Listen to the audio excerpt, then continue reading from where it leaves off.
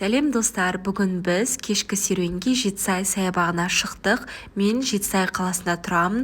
Жай ғана саябаққа келмей, сонымен қатар балмұздағын жеп қайтамыз. Жақында біздің саябағымызға жөндеу жұмыстары жасалды және өте керемет болып шықты.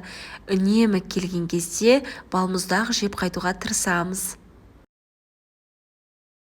Біз тек қана осы жердің балмұздағын жейміз. Өте дәмді, әрі бағасы да қол жетімді. Бізге қатты ұнайды.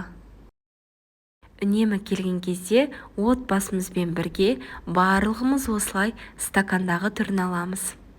Тек қана інілерімізге ауырып қалмасын деп кішкентай түрін алып береміз. Біз балмұздақ жеп отқанда осындай бірнеше кісі келіп осылай баннер құрып кетті. Бұл баннерде туған күніңізбен анашым деп жазылған. Яғни бір отбасының бала-шағасы анасын осылай тосынсый жасап туған күнімен құттықтады. Біз сырттай тамашалап отырдық. Өте керемет өтті және анасының көңілі бір көтеріліп қалды. Жүріп қайтамыз деп көңіліміз бір көтеріліп қалды. Саябақтың ішінде осындай жаттығу жасайтын және де ойнайтын алаңдар ашылған.